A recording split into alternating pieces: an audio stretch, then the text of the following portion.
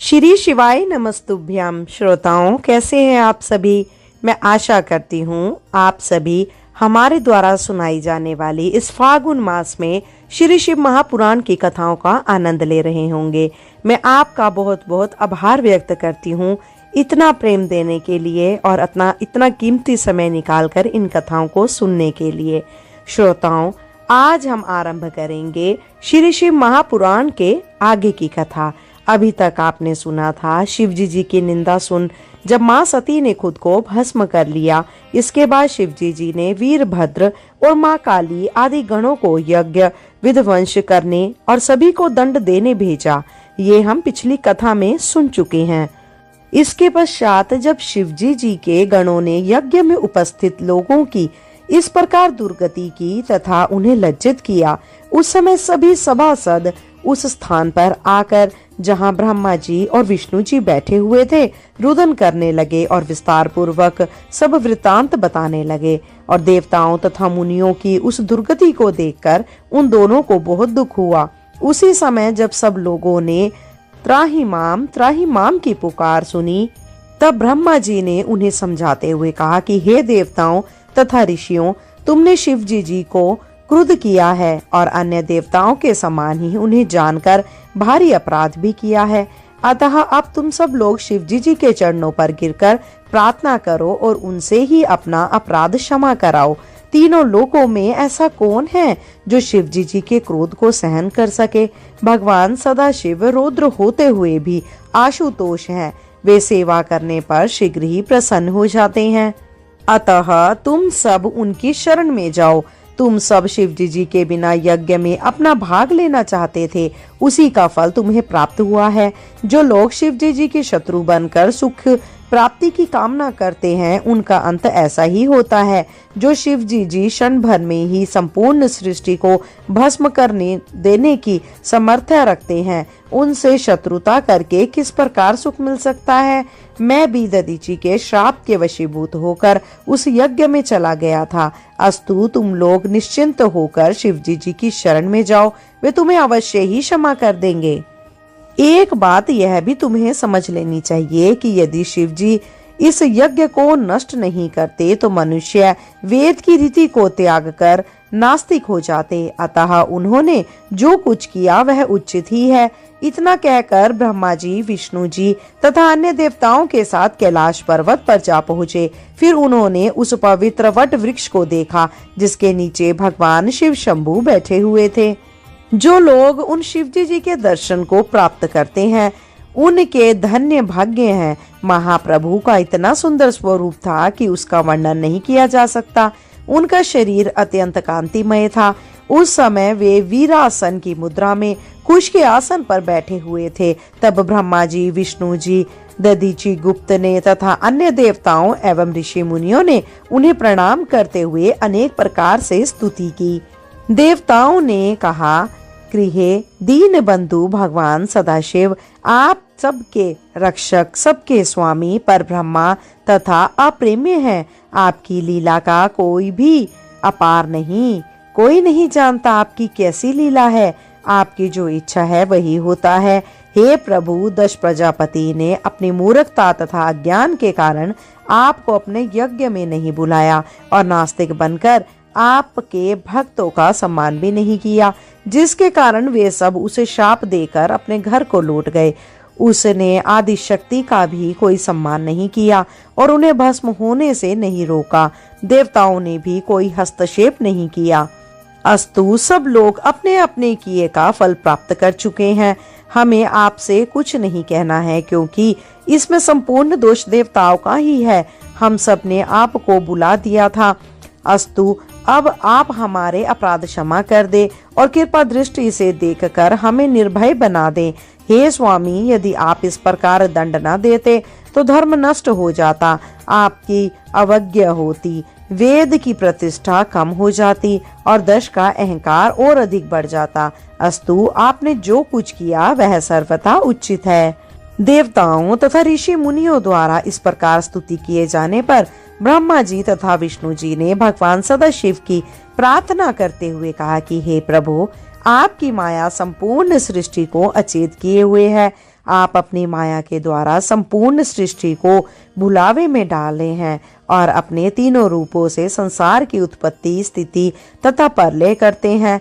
हे प्रभु, इस समय हम सब आपकी शरण में आए हैं। अस्तु, आप हम पर कृपा कीजिए और हमें ऐसा वरदान दीजिए जिसके कारण दश को पुनः जीवन प्राप्त हो सके। आप भृगु को नेत्र प्रदान कीजिए और भृगु ऋषि के कलेश को दूर कीजिए। आपकी कृपा से पूषा अपने दांतों को पुनः प्राप्त करे तथा संपूर्ण देवताओं के घायल शरीर भी आरोग्य प्राप्त करे। हे नाथ, आपके यज्ञशाला में चलने पर ही यह सब बात पूरी होगी। हम यह प्रण करते हैं कि भविष्य में आपके बिना कोई भी यज्ञ न होगा। उन सब के द्वारा इस प्रकार स्तुति सुनकर भगवान सदाशिव बोले, हे देवताओं, हम कभी क्रोध नहीं करते तथा कल्प वृक्ष के समान सबको सुख प्राप्त कराते हैं। तुम यह निश्चय जानो कि जो प्राणी जैसा कर्म करते हैं उसे वैसा फल अवश्य मिलता है, क्योंकि सांसारिक प्राणी माया में फंसकर सार वस्तु के सच्चे ज्ञान को भुला बैठते हैं। दश ने जो कुछ किया उसका फल उसे प्राप्त हो गया। अब हम यह वरदान देते हैं कि दश बकरे का मुख पाकर जीवित हो जाएंगे, भृगु मित्र के नेत्रों से देखेंगे, पूषा यजमान के दांतों से भोजन करेंगे तथा सभी देवताओं के शरीर स्वस्थ हो जाएंगे। इतना कहकर शिव जी मौन हो गए। उस समय सब देवता प्रसन्न होकर जय जयकार करने लगे तथा यह कहने लगे कि हे प्रभु, आप अब यज्ञ में अवश्य चलेंगे, क्योंकि आपके बिना यज्ञ पूर्ण न होगा। आप कृपा कर अपने भाग को स्वीकार कीजिए। इस प्रकार देवताओं ने जब प्रार्थना की तो शिवजी जी ने यज्ञ में चलना स्वीकार कर लिया। उस समय सबको अत्यंत आनंद प्राप्त हुआ। जिस समय शिवजी जी यज्ञ स्थल की ओर चले, उस समय की शोभा यह थी कि कोई देवता शिवजी जी पर चवल डुलाता था, कोई छत्र लिए चल रहा था और कोई उनकी महिमा का वर्णन कर रहा था।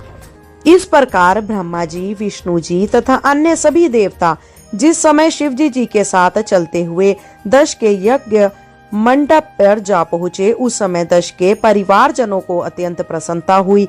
तदुपरांत शिवजी जी की आज्ञा अनुसार प्रत्येक कार्य किया गया। जब दश के शरीर में यज्ञ पशु मतलब कि बकरे का सिर लगाया गया तो वह जीवित होकर इस प्रकार उठ खड़ा हुआ मानो अभी तक निद्रा में सो रहा हो। शिवजी जी के दर्शन प्राप्त कर उसे अत्यंत प्रसन्नता हुई। उस समय वह प्रेम में भरकर बकरे की जीवा से शिवजी जी की स्तुति करने लगा। दश ने कहा, हे प्रभु, आपके आदि और अंत को कोई नहीं जान पाता है, इसीलिए आपने मुझे दंड देकर ब्रह्म ज्ञान कराया। यह आपकी मुझ पर कृपा है। मैंने अपने अज्ञान तथा मूर्खता के वशीभूत होकर आपको नहीं पहचाना और आपकी बहुत निंदा की। अस्तु, आप कृपा पूर्वक मुझे अपनी भक्ति का वर प्रदान करें। दश की स्तुति के उपरांत विष्णु जी ने कहा कि हे प्रभु, आपका यह हृदय अमृत के समुद्र के समान शुद्ध, शीतल एवं फलदायक है। उस समुद्र में हमारा मन साथी के समान चिंता से जला हुआ जिस समय बैठता है, उस समय उसे बाहर निकालने की इच्छा नहीं होती। आप दया करके हमारे अपराधों को क्षमा करें। ब्रह्मा जी ने कहा, हे नाथ, संपूर्ण सृष्टि मुझे बुरा कहती है, परंतु आपका उपासक होने के कारण मैं किसी की बातों पर ध्यान नहीं देता। इस प्रकार इंद्र, वरुण, कुबेर, अग्नि आदि देवता, गंधर्व, अप्सरा, ब्राह्मण, यजमान, विद्याधर, योगी, यति, ऋषि मुनि आदि सभी ने शिवजी जी की अलग अलग प्रार्थना करते हुए यह मांग की कि हे प्रभु, आप हमारे अपराधों को क्षमा कर दें। आप संपूर्ण सृष्टि के स्वामी, सबको उत्पन्न करने वाले, सबका पालन करने वाले तथा सबका नाश करने वाले हैं। अस्तु, आप हमारे दोषों पर विचार न करते हुए हमें अभय दान दें। इस बात को सत्य समझा जाए कि शिवजी जी के चरणों का पूजन किए बिना करोड़ों जन्मों तक भटकते रहने पर भी दुख दूर नहीं होता। अस्तु, जो बुद्धि बाद में प्राप्त होती है वह यदि पहले की तरह ही प्राप्त हो जाए तो किसी को कष्ट ना भोगना पड़े। भगवान सदाशिव ने जब सब लोगों द्वारा की गई स्तुति एवं प्रार्थना को सुना तो उन्होंने अत्यंत प्रसन्नता प्राप्त की। उस समय उन्होंने मुस्कुराते हुए इस प्रकार कहा कि हे देवताओं, दक्ष ने बकरे की जीवा होने के कारण गल बल के रूप में उत्तम स्तुति की है। उसी प्रकार जो मनुष्य हमारी प्रार्थना करेगा उसे संपूर्ण रिद्धि सिद्धियों की प्राप्ति होगी। हे सभासदों, हम ब्रह्मा तथा विष्णु संसार को भुक्ति मुक्ति प्रदान करने वाले पर ब्रह्मा परमेश्वर तीनों गुणों से परे हैं। सच्चिदानंद रूप ब्रह्म केवल हम ही हैं। ब्रह्मा, विष्णु तथा अन्य सब जीव हमारे ही स्वरूप हैं। वेदों का कहना भी यही है। जो अज्ञानी जीव उसमें भेद समझते हैं उन्हें कष्ट उठाना पड़ता है। जो मनुष्य हम तीनों देवताओं को अन्य प्राणियों के समान ही विचरता है और उनमें किसी प्रकार का भेद नहीं मानता, वह उच्च पद को प्राप्त होता है। जो हम तीनों को भिन्न भिन्न करके देखता है वह सहस्त्रों युगों तक शोक में डूबा रहता है। इससे सब लोगों को उचित है कि वे श्रेष्ठ बुद्धि का आश्रय ग्रहण कर सब देवताओं और मुनियों की सेवा किया करें। ब्रह्मा के पूजन के बिना विष्णु का पूजन व्यर्थ है और विष्णु की सेवा किए बिना मैं कभी प्रसन्न नहीं होता। इस बात को भली भांति जान लेना ही आवश्यक है। इस प्रकार शिवजी जी ने सबको संबोधित करने के उपरांत भृगु ऋषि की ओर देखते हुए कहा कि हे भृगु, तुम जो चाहते हो वही होगा। संसार में जो व्यक्ति विष्णु अथवा हम में भेद मानेगा अथवा विष्णु का भक्त होकर हमारी निंदा करेगा अथवा हमारा सेवक बनकर विष्णु की बुराई करेगा वह अवश्य ही नरक को प्राप्त होगा। हम दोनों में भेद रखने वाला मनुष्य तत्व ज्ञान से हीन कहा जाता है। इस प्रकार के वचन कहकर जब शिवजी जी ने शापोद्वार का वरदान दिया तो सब लोग अत्यंत प्रसन्न हो गए। दक्ष भी अपने परिवार सहित प्रसन्न हो आनंद में डूब गया। उस समय सब ओर से जय हर हर की ध्वनि सुनाई देने लगी और सब लोग भगवान सदाशिव की स्तुति प्रशंसा करने लगे। जो व्यक्ति शिवजी जी की जिस भावना से स्तुति करता है उसकी अभिलाषा को भगवान सदाशिव अवश्य पूरी करते हैं। अस्तु, इस घटना के पश्चात शिवजी जी ने दक्ष प्रजापति को संबोधित करते हुए कहा कि हे दक्ष, अब तुम यज्ञ फिर से प्रारंभ करो। हमारी प्रसन्नता द्वारा वह पूर्णता को प्राप्त होगा। शिवजी जी के मुख से यह वचन सुनकर सब लोग आनंद मग्न हो गए। तदुपरांत एक नवीन विशाल मंडप का निर्माण किया गया। भगवान शिव शंकर की आज्ञा अनुसार ऋषि मुनियों ने पुनः यज्ञ आरंभ कराया। दक्ष ने भी सब देवताओं सहित श्री शिव को यज्ञ का भाग दिया और उन्हें सबसे श्रेष्ठ तथा सबसे बड़ा स्वीकार किया। दक्ष प्रजापति ने यज्ञ समाप्त हो जाने पर अपनी पत्नी सहित नदी में स्नान किया। इस प्रकार भगवान सदाशिव ने दक्ष के यज्ञ को पूर्ण कराकर सबको आनंद प्रदान किया। तब सब अपने अपने घर को चले गए। यद्यपि शिवजी जी प्रसन्न होकर लौटे परंतु सती के वियोग का दुख उनके हृदय से नहीं गया। वे अनेक कथाओं का वर्णन करते हुए सांसारिक जीवों के समान चरित्र दिखाते हुए समय व्यतीत करने लगे। भगवान शिव अनादि और अनंत हैं, उन्हें किसी भी प्रकार का दुख कैसे हो सकता है? परंतु यह सब उनकी माया का ही प्रभाव है।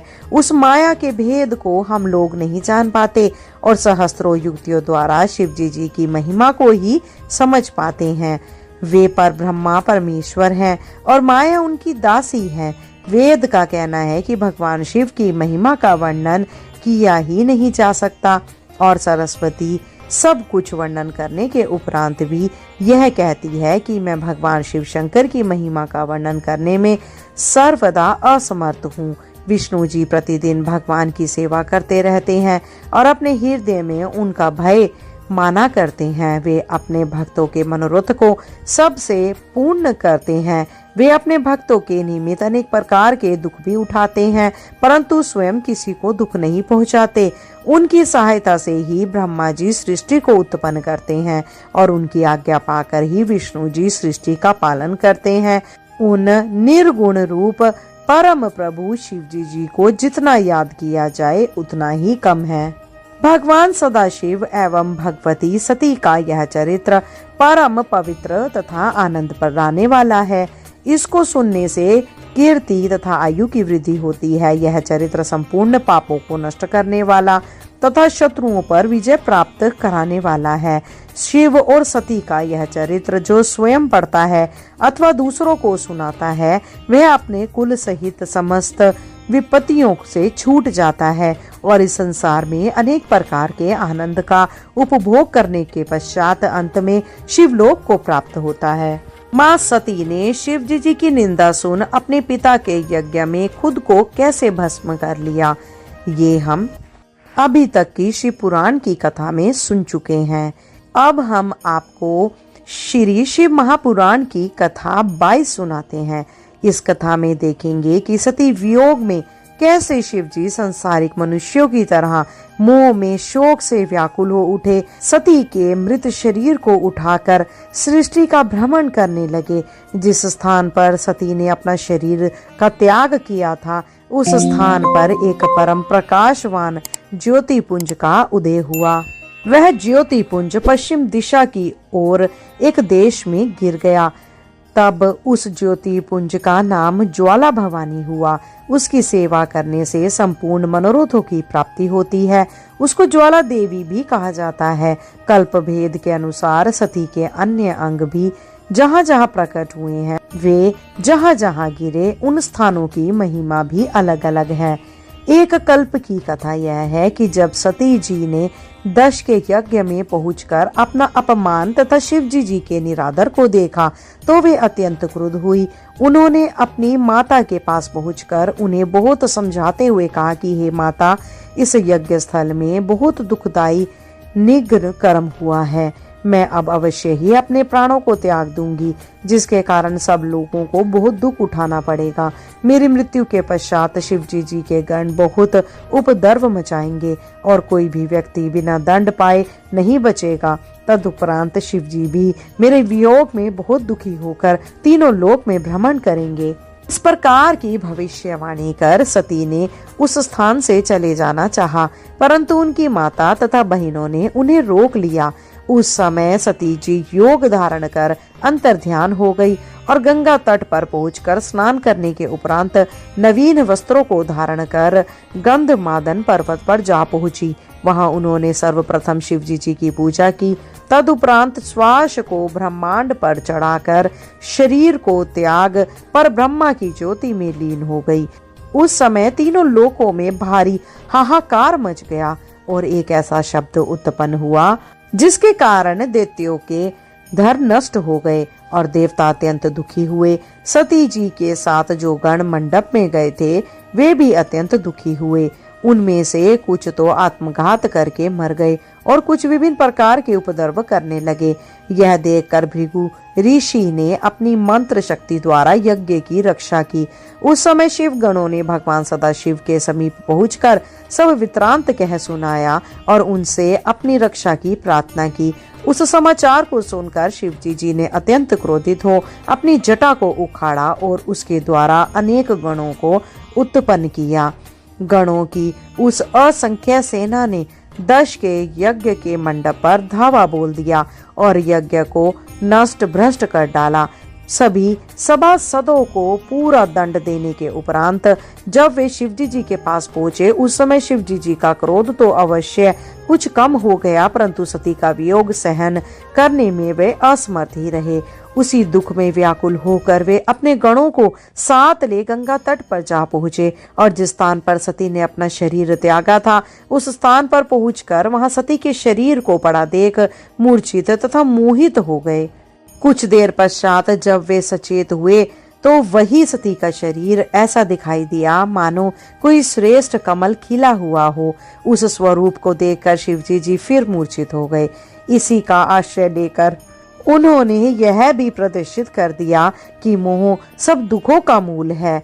तुम इस संबंध में कोई संदेह मत करना। शिवजी जी की लीला अत्यंत विचित्र है। अस्तु कुछ देर पश्चात जब शिवजी जी को चेतना प्राप्त हुई, तब वे अपने को निपट अभागा अनुमान कर अघोर और निर्बल हो गए तथा किसी भी प्रकार संतोष धारण न करके जोर जोर से रोने चिल्लाने लगे।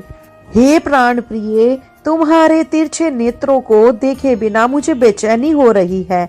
भला तुम इतनी निष्ठुर कैसे हो गई कि मुझसे बोलती तक नहीं हो। इस प्रकार कहते हुए शिवजी जी ने सती जी के मृत शरीर को अपने हाथ में उठाकर हृदय से लगा लिया।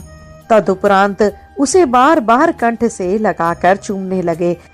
इस प्रकार अपने प्रेम को प्रदर्शित करते हुए वे फिर से मूर्छित हो गए। कुछ देर बाद जब उन्हें चेतना प्राप्त हुई तो वे सती के मृत शरीर को अपने कंधे पर लादकर घोर दुख उठाते हुए चारों ओर भ्रमण करने लगे। उन्होंने संपूर्ण देश, पर्वत, द्वीप, समुद्र, वन, लोकालोक, सप्त श्रृंग पर्वत आदि संपूर्ण पृथ्वी का भ्रमण किया। तदुपरांत वे भरतखंड में आकर देव नदी के तट पर खड़े हो गए। उस समय पर एक बरगद का बहुत बड़ा तथा श्रेष्ठ वृक्ष था। वही दौड़ दौड़ कर शिवजी जी ने रुदन करना आरंभ कर दिया। साथ ही सती को प्रिय आदि अनेक नाम ले लेकर वे सती को पुकारने लगे। उस समय उनके नेत्रों में आंसुओं की धारा बह निकली। जिस स्थान पर भगवान सदाशिव के आंसू गिरे वह स्थान नेत्र सरोवर नामक तीर्थ के रूप में प्रसिद्ध हुआ। उस तीर्थ में स्नान करने से मनुष्य को अपने संपूर्ण मनोरथों की प्राप्ति होती है। वह स्थान तपस्वियों के लिए श्रेष्ठ तपोभूमि है।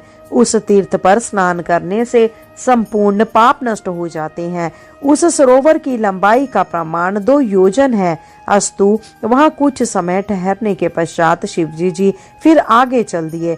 मार्ग में चलते हुए जिन जिन स्थानों पर सती के मृत शरीर का कोई अंग पृथक होकर गिर पड़ा वे स्थान सिद्धपीठ के नाम से प्रसिद्ध हुए। उन सिद्ध पीठों स्थानों की पूजा करने से संपूर्ण मनोरथों की प्राप्ति होती है। उन स्थानों पर भगवती महामाया अपनी संपूर्ण कलाओं सहित निवास कर अपने भक्तों को सर्वस्व प्रदान करती हैं। इस प्रकार लीला करने के उपरांत शिवजी जी एक स्थान पर जाकर बैठ गए। सती के मृत शरीर का जो भाग शेष रह गया था वहां उन्होंने उसका मृत रूप दाह संस्कार किया। तदुपरांत उनकी हड्डियों को एकत्रित कर एक माला बनाई जिसे उन्होंने अपने कंठ में धारण कर लिया।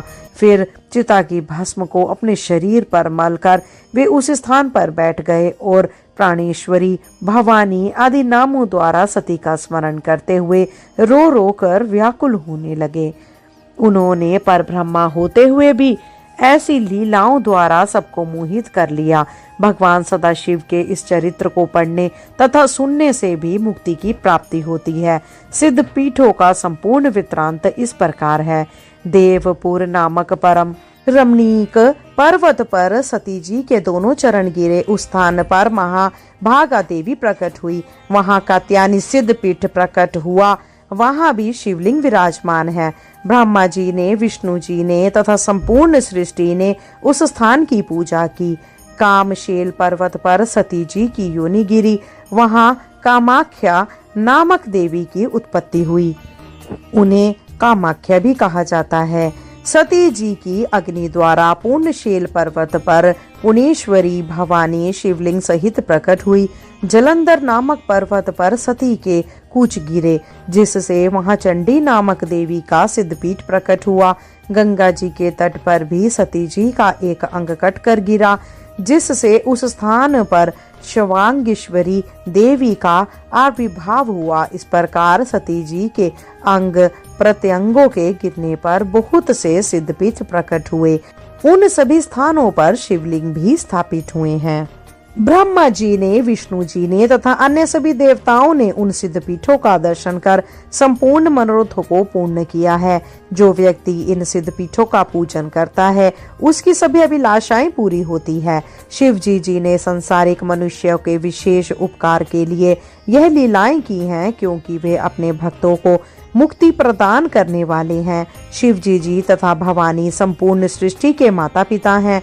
तीनों लोकों में उनकी समता का कोई स्त्री पुरुष नहीं है। वे दोनों लोक परलोक का सुख प्रदान करने वाले हैं और तीनों लोकों में सबसे बड़े हैं। इस प्रकृति का मूल जगदम्बा सती द्वारा ही है। ब्रह्मा जी तथा विष्णु जी आदि सब देवता उन्हीं भवानी के सेवक हैं। शिव जी साक्षात परब्रह्मा निर्गुण सगुण तथा अप्रेम्य हैं। शिव तथा भवानी की सेवा करने वाले मनुष्य भवसागर से पार हो जाते हैं। दश के यज्ञ में शरीर त्यागने के पश्चात सती जी ने पर्वतराज हिमालय के घर उनकी मैना नामक पत्नी के गर्भ से जन्म लिया। वहां उन्होंने अनेक प्रकार की श्रेष्ठ लीलाएं करके अपने माता पिता को बहुत आनंद दिया तथा उनकी आज्ञा लेकर शिवजी जी की तपस्या की। फिर शिवजी जी के साथ ही उनका विवाह हुआ। उन्होंने शिवजी जी की अर्धांगिनी होकर देवताओं के संपूर्ण दुख दूर किए। इन सब का वर्णन हमने आने वाली शिव पुराण की कथाओं में सुनेंगे। बोलिए भोलेनाथ की जय, माता सती की जय। श्रोताओं, यह अध्याय यहीं समाप्त होता है। मैं आशा करती हूँ कि आप इन कथाओं को आनंद पूर्वक सुनते होंगे। श्रोताओं, आज के लिए इतना ही। शीघ्र मिलते हैं नई वीडियो और नई जानकारी के साथ। जब तक के लिए जय श्री कृष्णा, राधे राधे।